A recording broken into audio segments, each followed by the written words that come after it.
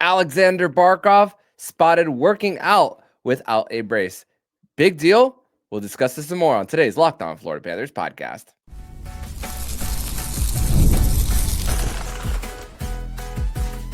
You're Locked On Panthers, your daily podcast on the Florida Panthers. Part of the Locked On Podcast Network, your team every day. And welcome into this Wednesday, November 12th edition of the Locked On Florida Panthers podcast, part of the Locked On Podcast Network, where it is your team every day. Thank you for making the Locked On Florida Panthers podcast your first listen of the day on the nation's #1 sports podcasting network. Today's episode is brought to you by FanDuel. And download the FanDuel app right now by visiting FanDuel.com and win a $300 in bonus bets if your first $5 bet wins. You can do that all on FanDuel. So, Florida Panther fans, grateful to be back here once again on another edition of the show to discuss everything in the world of the Florida Panthers. My name is Armando Velez, the host of the Locked On Florida Panthers podcast from the Hockey News. That is Jacob Winans here, joining us on another edition of Winans Wednesday here on the show. Today we are going to discuss Aleksander Barkov spotted working out without a brace, and we're also going to discuss and take a deeper dive into the struggles of Carter Verhaeghe and go behind the numbers there. And also, Brad Marchand is on pace to get over 40 goals, and could he get to 50? But Jacob, let's start this show by discussing Aleksander Barkov. And yeah, the captain, the heart and soul of the Florida Panthers. And I wanted to wait till we had the 2 days off in between games for the Panthers here to discuss everything here. And the vibes are good with the Panthers wrapping up the road trip, coming off that win in Vegas where they shut it down in the third period despite the ice being tilted to Vegas. But Aleksander Barkov over the weekend was spotted at Holiday Park, which is the park where the Panthers practice facility is at, and without, just with shorts, shirtless, and without the brace. More importantly, there, as we do a little bit of a screen share here, so very encouraging to see that Aleksander Barkov is without the brace and getting in a workout. There's no video. It's just a still photo from what we have here. But still, Jacob, for Barkov to get to this point in his recovery, it's even Bill Zito said it when in the ring ceremony. There's a possibility that he could be the fastest to recover from this. Yeah, and it wouldn't surprise me at all if he is. He's kind of a machine. We've seen some of the injuries that he's had over his career that looked really, really bad, and you're thinking there's no way he's going to come back soon from this, or there's no way this isn't going to take him out for a long time. And this was sort of the first time really that we saw an injury that we would describe for him as like a major injury. But the way he comes back, the way he prepares, the way he works out, the way he goes about his preparation and his training, it's second to none. Everyone knows he's the hardest working player in the league. He has every good habit you could possibly have in a player off the ice, and the things he does to stay in game shape and rehab when he is on the shelf. There's really no one in the NHL who takes care of their body better. So I'm not at all surprised to see him back to work, and I definitely won't be surprised if he beats his recovery timeline by quite a bit. And you know, I look at that picture and I immediately just kind of flash back to all the conversations we've had about just the great habits he picked up when Jaromir Jagr was here. Yep. And the work ethic, the exercises, the extra stuff that he does to keep himself in game shape. All of that stuff comes into play when you talk about rehabbing injuries too. You don't have that kind of longevity that Jagr had without dealing with injuries and overcoming some of that and rehabbing. And I think a lot of that is rubbed off on Barkov, and you're seeing the benefits of that right now. So I'm not going to pretend to know where he's at in his recovery, but the fact that he's out there working out without a brace, and if you look at that picture, you can see there doesn't seem to be any like super noticeable when you see these kind of injuries, you look for like size difference in the legs and things like that. Like it's one side being overworked and the other side is not. I mean, his legs still look ridiculously powerful right now. So I think that's another good sign. just from a non-doctor point of view. It doesn't look like he's got any obvious weakness there. So it's that's encouraging for sure. No doubt. And at the same time, I do want to say that again, it's up to the doctors to clear him of when he is going to be stepping back on the ice, and that we still got to trust the process from these kind of surgeries that have been done for multiple years on guys who have torn multiple ligaments. Let's not forget that it's ACL and MCL for what Barkov tore there.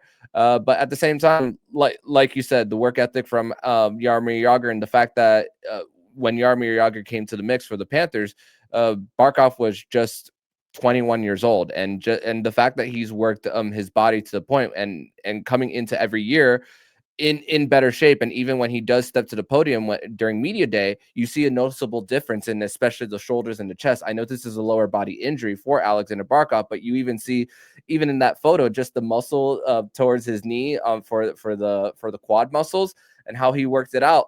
But at the same time, when you're just when you're just programmed the way an athlete is, and you have an injury like this, and that you're used to just being in the gym so often, the one thing that you think of, at least I'm talking about this from personal experience as someone who goes to the gym a few times a week. If I suffered an injury like that, the one thing I would think is how can I get this body part to a point where I could still kind of uh still strengthen it and not hold myself back. It's one part of the body, and the other part is stronger at the moment when it comes to an injury. So I think it's not just the hockey perspective for Aleksander Barkov, but when it comes to his overall personal fitness goals as well. Definitely, especially for an athlete, you kind of see a lot of the repeat injuries when guys overcompensate or completely ignore or just are unfortunately unable to work out a certain part of the body that is injured, and you end up having to protect it for a long period of time. It loses strength, it loses mobility, and then you overwork other parts of the body that then now are susceptible to injury. So it's good to see that Barkov is uh, not at least not obviously dealing with anything like that, and you made a good point that ultimately it's up to the doctors when he'll be cleared to do any kind of on ice activities. I would very, very likely guess we're still a long ways away from that. Yep. And that's completely okay. But I would also say the doctors also have to clear him for any sort of exercise and any sort of workout. And if the team doctors for the Panthers aren't comfortable with where he's at, they're not letting him go out into Holiday Park with no brace on and do an exercise. He's not doing that just because he feels like it and hasn't at least crossed some threshold in his recovery where the team doctors are okay. You can go do this, or you can work out without the brace on, or you can do some strength work. Uh, these are all milestones that have to be passed and boxes that have to be checked with the medical teams. And the fact that he has very clearly checked some of those boxes already, uh, I do think it's safe to say he's definitely ahead of the schedule of what most human beings would would be at where this surgery and recovery are concerned.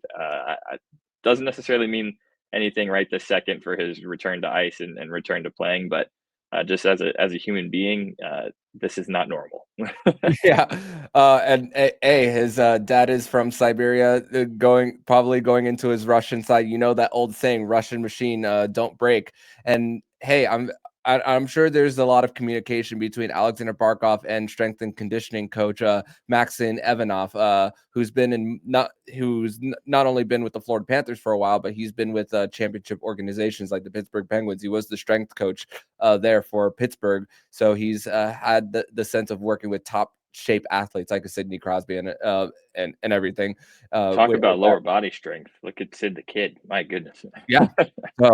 So again, we got to trust the process, but this is right now a good sign for Barkov's process and his recovery. And like you mentioned, he wouldn't be doing this if he was in the vicinity of where the Panthers practice. Had doctors told him it was just okay to just go outside in the outdoors. Hey, this was before the cold front came to Florida and getting some sun, so getting some of that vitamin D. So it's really helpful for Barkov and just getting his energy levels up. And even spending his off time at the Heat game as well. When the Panthers were on the road, and he did witness a few wins. I forget whether it was the Friday or the Saturday that he was at, but he did witness a win for the Miami Heat when in attendance. By the way, do you remember when Dwayne Wade went into the crowd to chase a ball and he actually hit Barkov in the head when he was sitting courtside? Do you remember I do that? remember that. Yeah, we were all scared to death thinking Barkov was going to come up with a concussion or something like that. But looking at it now, that's a pretty cool moment because that's 5 rings in South Florida history right there colliding on the sideline. So Before we do it. But we're going to transition over to segment number 2, where we are going to discuss one of Barkov's line mate in Carter Verhaeghe, where he's been struggling over the last 2 regular seasons with the Florida Panthers, and it's even more of a struggle this regular season. But we're going to dig deeper into the numbers of how where Carter Verhaeghe is at, and give an understanding as to why it is where it is. We're going to discuss that next here on the Locked On Florida Panthers podcast. Today's episode is brought to you by Drip Drop.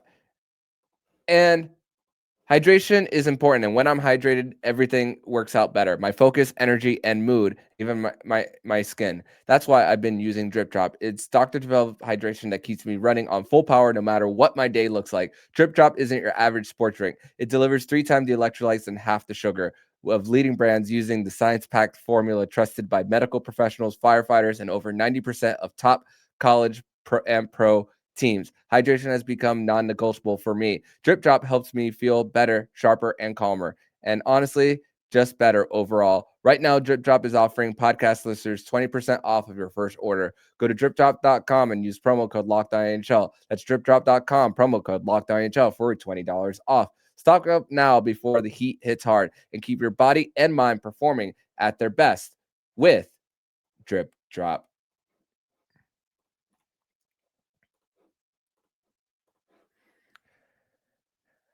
Segment number 2 here on this Wednesday, November 12th edition of the Locked On Florida Panthers podcast. Thank you once again for making the Locked On Florida Panthers podcast your first listen of the day here on the nation's #1 sports podcasting network.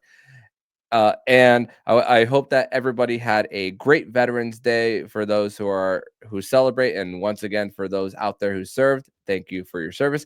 And also congratulations to Southwest Florida native Gavin Brindley, who just signed a 2-year extension with the Colorado Avalanche. Played AAA hockey with the Florida Alliance right before playing in the USHL for Tri-City, and playing for the University of Michigan before being drafted by the Columbus Blue Jackets. Mackie Semiskevich's old teammate in college, and Gavin Brindley. Once again, congratulations, as the state of Florida has produced 19 players to play in the NHL, and it's only going to grow with the success of the Florida Panthers and the Tampa Bay Lightning. But Jacob, let's discuss more about Carter Verhaeghe, as we've discussed a lot of the struggles for Carter Verhaeghe, even going back to last season, and the shooting percentage is at a concerning level right now at 5.1%. But the concern level even more, and this is actually doesn't come at a surprise due to the fact that Evan Rodriguez is currently centering his line, which, even though the analytics are actually really well for that line of Rodriguez, Verhaeghe, and Reinhart, the shots that the shots on goal per game for Carter Verhaeghe is actually at a lower rate than it was for his career average as a Panther. His average as a Panther per game is 5.39. And right now, Carter Verhaeghe this season is at a 2.44 shots per game. So yeah, it's concerning, but it's also an understanding of how valuable Aleksander Barkov is, especially when you think about the fact that he's defending more, and the fact that whenever it comes to driving play, as great as Evan Rodriguez is with handling the puck, it's not as well with what Barkov can do, especially this thing that we don't really talk too much about Aleksander Barkov's game that now we're seeing with the Rodriguez line, is how well Barkov does do with those give and go plays, and how valuable it is whenever Verhaeghe is cutting to the net and getting those high danger chances. Those chances are just not coming as much as they were even from last season. Yeah, I mean, we kind of expected Barkov's absence was going to affect a few guys in pretty major ways, and Carter Verhaeghe is an unfortunate casualty of that. He had a tough year last year. That seemed more like bad luck versus this year, where it seems like there's just not a whole lot of opportunity this year. Hmm. A lot of his shots are perimeter. Um, One thing that kind of gets overlooked is how much attention Barkov draws. Hmm. He's such a powerful skater. He's so good with the puck. He draws everyone into him when he brings the puck into the zone. He collapses the defense. He forces guys to fall back. He forces both defensemen to converge on him because he's such a strong skater and puck handler that it takes more than one body to get him off the puck. That creates a ton of opportunity for Carter Verhaeghe, which right now is just not happening. Aaron Rodriguez is filling in to the best of his ability, and he's doing a great job keeping the Panthers afloat right now. But he's not what Barkov is, obviously. Another issue that we're kind of seeing with Verhaeghe a little bit is on the it's in the cycle game. Barkov is excellent on the boards. Possibly the best in the league at controlling the cycle and winning board battles and making a play off the boards. Um, he's so good at getting possession on the forecheck, taking the puck and making a quick pass to open somebody up. A lot of times that's Carter Verhaeghe. Right now, that's Hmm. not happening. And then when you look at the power play, Verhaeghe, when he sets up, is usually on the opposite side of the Reinhart, Kachuk, Barkov side, where they set up that bumper play, where those three superstars kind of do their magic. A lot of times that leaves Carter Verhaeghe kind of all alone, and people don't pay as much attention to him over there, and he can get open looks or he can sneak his way to the net for some of the backdoor plays and stuff like that. None of that is happening right now. So a lot of the things that Carter Verhaeghe is really really good at, they're just not able to create those opportunities for him right now. And he's if there's one deficiency or flaw to his game, it's that he doesn't create a ton for himself. Hmm. Um, that's never really been who he is as a player. He's a finisher. He's an excellent, relentless forechecker. He's always the first guy in. Throws the body around, can separate man from puck, and is a tremendous finisher and clutch goal scorer. But he's not really the play driver who's going to create his own offense and going to set up his teammates. So it's unfortunate the way things are going for him this season, but it's very understandable. I don't Yep. think he's necessarily regressed as a player or anything like that. It's just the opportunities aren't there right now. Yeah. The personnel is not designed right this second to maximize what Carter Verhaeghe is good at. And I would also point out that if you think this is an isolated problem to Verhaeghe, I would also point people in the direction of his line mates right now. Sam Hmm. Reinhart, his goal scoring is great, but he's got one assist this year. Uh, Wow. Yeah. it's there are superstar players on that line that they're missing their captain, and it's they're making do with what they have, but it doesn't look the same, and it's not going to. Yeah, and when you think about for Carter Verhaeghe, and when it comes to asking to do a lot more defensively, whenever Barkov does retrieve the puck in the D zone, uh, you could allow Carter Verhaeghe to at least get started with getting up the ice off puck, and to at least get either get a little bit of a tap, and then from the red line to at least get it deep and at least be that first one there. But that's another thing that he's not getting as much ahead of the play whenever the Panthers are coming in transition. And also the offensive zone starts. I actually look at this on Money Puck. It's actually down by 0.7%. I know that doesn't sound much, but though he's not also getting those starts, which is also not giving them an opportunity to at least get the puck on his stick a little bit more often. And then when it comes to yeah, he's known as a goal scorer, but even when it comes to where he is on the power play, I speak about how goalies can read those far side shots a little bit more. But even when it comes to passing down the middle, or but even back to the point, the fact that that penalty killers that for defense or even forwards are mostly left-handed shots, they also have opportunities to get their sticks on the ground and to block those passing lanes as well. So that's another thing about where Carter Verhaeghe is, as yeah, he could skate and with some speed, but when it comes to that cycle and being still, that's also an issue for where Carter Verhaeghe is at as a player as well. But that's another thing about having him on that unit. Yeah, it just looks a little disjointed right now because they're trying to find really an identity on that power play, and it's hard because a lot of the guys right now on that power play are playing out of position. They're playing roles that they're not really used to playing. The past couple of games, they've gotten more into what we're used to seeing, and it's worked where Brad Marchand is sort of filling the Kachuk role, where he's kind of the below the goal line playmaker and creator, and we've seen them try to set up the bumper play. And if you get that to go at least once or twice, now teams have to respect it. Now Verhaeghe's opened up a little bit more. I'd like to see Seth Jones shoot a little bit more and simplify it, get pucks to the net and look for tips. It worked with Sam Reinhart against Vegas. Um, there's a little more they could do on the power play to maybe just simplify things and not have to worry about setting up the perfect play. But that it's definitely an issue, and Verhaeghe is just kind of in an uncomfortable position where he's not able to play necessarily to his strengths. He's having to fill a role that's not exactly what he's used to filling. And that line, you mentioned the zone starts, but even when they do, even when they are on for ozone faceoffs and things like that, the faceoff percentages are not exactly the same when Evan Rodriguez is taking all the faceoffs and it's not Sasha Barkov. It's harder to start with possession. It's harder to start clean. It doesn't necessarily show up in the stat sheet, but winning a faceoff is only sort of half the story when you look at faceoff percentage.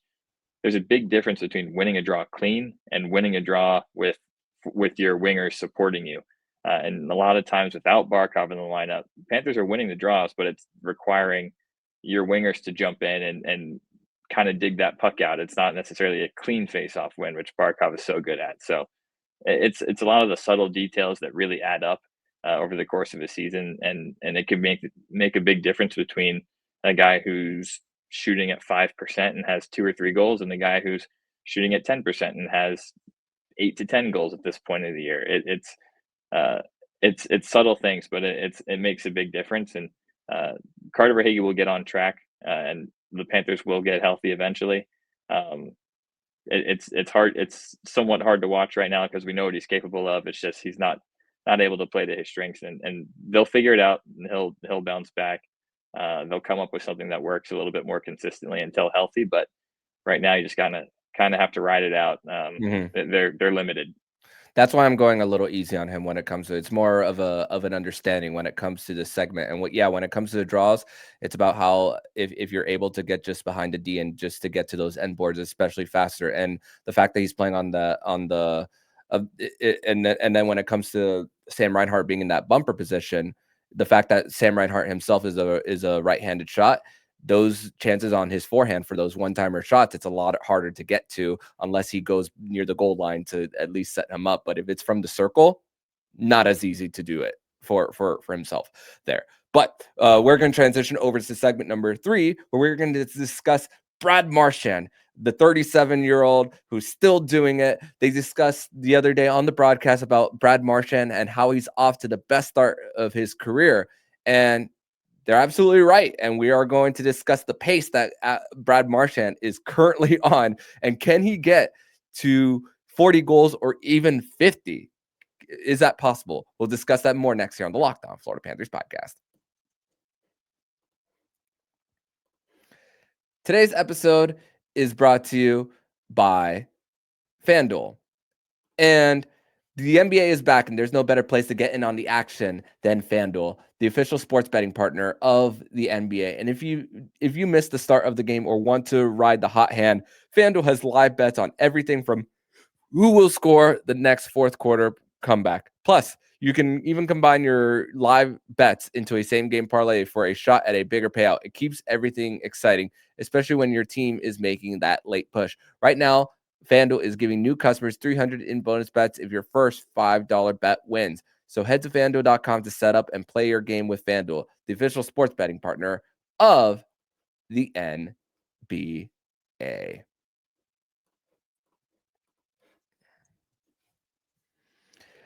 Thank you guys once again for making the Locked On Florida Panthers podcast your first listen of the day here on a Wine-Ins Wednesday edition of the show and on the nation's #1 sports podcasting network, the Locked On Podcast Network, your team every day. Armando Velez here with Jacob Winans, and let's discuss our one of our favorite rats. There's plenty of rats on this team, but let's talk about one specific rat in Brad Marchand, off to one of the best starts of his career, if not the best start of his 16-year career for himself.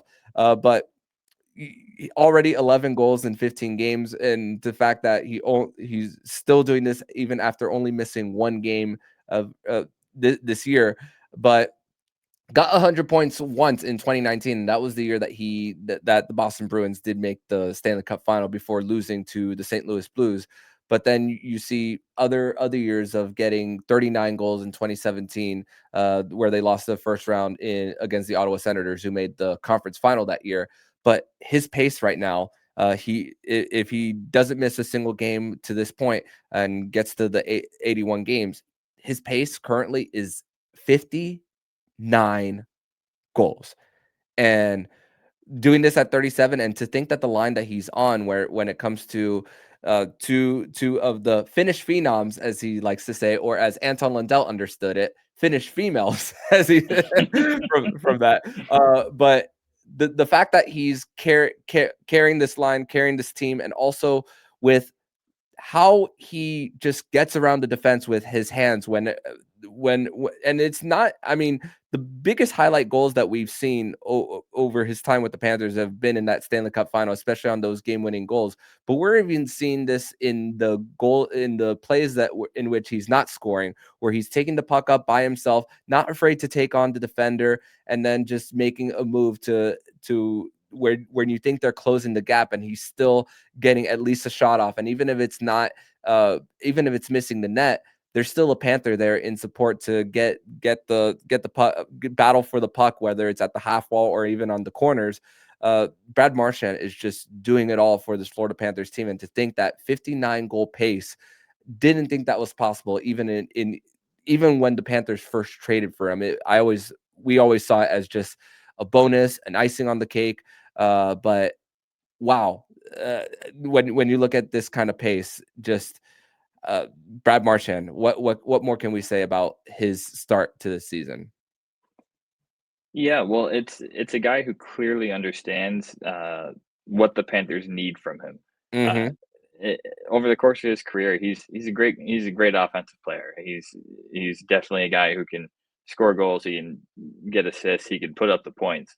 But he's not exactly a career sniper who's putting up 40 and 50 goal seasons. He's never touched 40. So the fact that he has taken it upon himself, knowing that the Panthers are struggling for offense, missing a lot of guys who generate a ton of offense, just that recognition that he's got to be a goal scorer this year.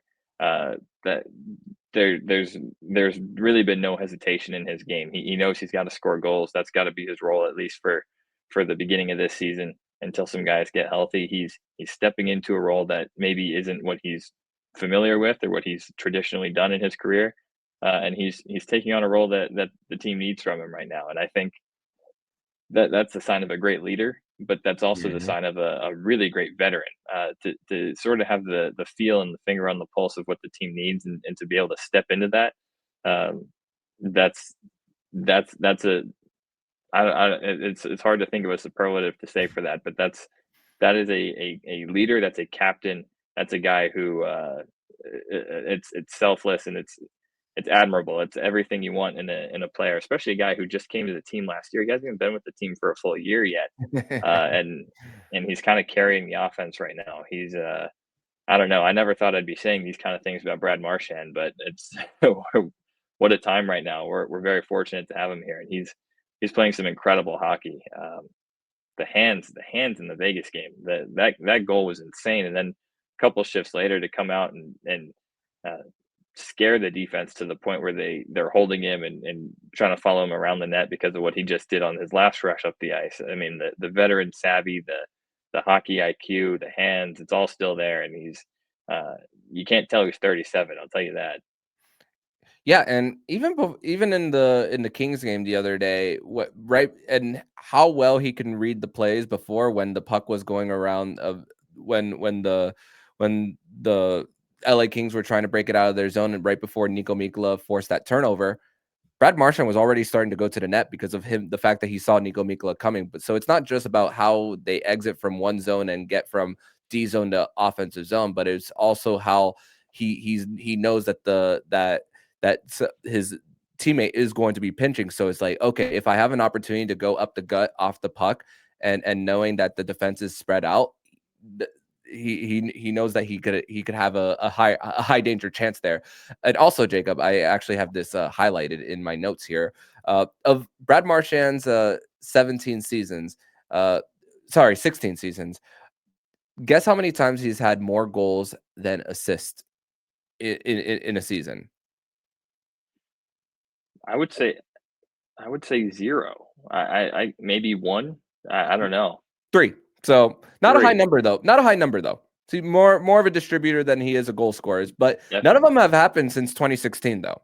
So it's been a long time since he's been more of a shooting dominant forward for his play. So I'm also interested to see of the minutes distribution when the first domino when it comes to the injuries, when it comes to Matthew Tkachuk first coming back.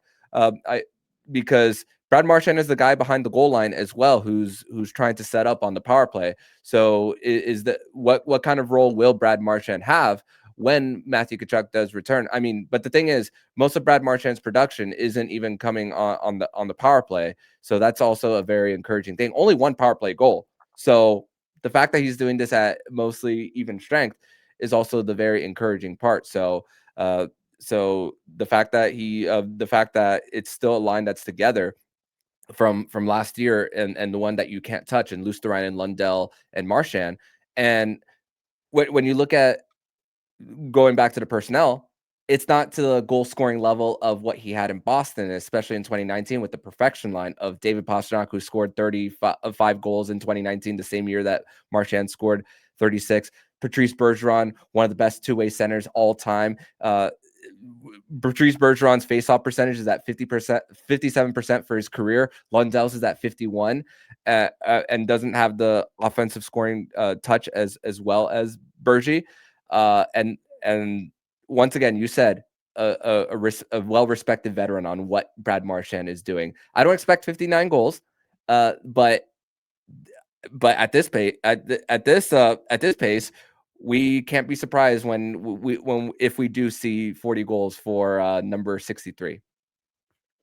Yeah, I think 40 is more than reasonable, especially given the start he's had. I'm less concerned about the goal scoring total. I'm less concerned about the point total as much as I am. I would like to see him get through the season healthy, because he's playing tremendous hockey. And I know the last couple of years he's dealt with some injuries. Yep. And they tend to pile up when you get late 30s, especially the way he plays. So as long as he's healthy and at least moderately producing, I'm happy.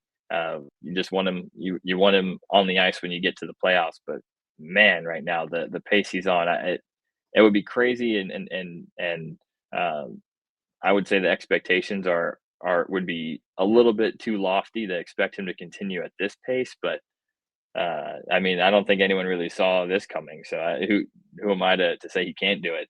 It's we've seen crazier things, and Brad Marchand's not a guy that I want to spend any time doubting, because he can make you look stupid. Yeah, and especially because and you know what's the great thing about Brad Marchand is the fact that he's not the first, and even we speak about the power play for Brad Marchand on the role he plays. He's also playing on the penalty kill as well, and he's not always the first unit out. And the fact that he's usually either the second or third forward unit out. So he's getting more of those tired players if it's at the end of the opposition's power play one. So there's also those opportunities to get rush chances coming up if the fact that there is a turnover at the blue line. And I'm looking at even his games played from last year. Although he was injured last year, he still played 71 games. Still a good amount of games played. 71 the year before, 82. He hasn't played less than 70 games since 2021. And remember, that was a shortened season. So durability is on Brad Marchand's side. knocking on wood if you guys can't hear that on audio. So we hope that Brad Marchand and his health is intact so that he could still continue to be at this pace that he's on, and then continue it on if the Florida Panthers do qualify for the playoffs, because we know what kind of player and what Brad Marchand brings to the table night in and night out, and just what he needs to and the characteristics that he brings to be part of the Panthers formula that has just made them so successful. But Jacob, I want to thank you so much for joining me on another edition of the Locked On Florida Panthers podcast, another successful Winans Wednesday here on the show. Thank you as always for joining me, and thank goodness we are not recording late on a Tuesday night going into Wednesday. So back to regular our normal times here. But tell everybody where they can follow you online, my friend. Yep, you can follow me on X at JakeW_8, and I second that, my friend. I'm so glad that this West Coast road trip is over. I can catch up on some sleep. No doubt. Woke up at 11 a.m. Today, unapologetically. But thank you so much, Jacob, and see you next week. Looking forward to it. And if you like what you're hearing, please subscribe to the podcast to be notified every single time the Locked On Florida Panthers podcast jumps into your podcast feed. Don't forget to also subscribe to the other shows on the Locked On NHL network, including Locked On NHL, Locked On Fantasy Hockey, Flip Livingstone and Stu Roden, and Locked On NHL Prospects. Thank you once again for making the Locked On Florida Panthers podcast your first listen of the day. So I'm Armando Velez with Jacob Winans, and you've been listening to Locked On Florida Panthers podcast, part of Locked On Podcast Network. We're your team every day.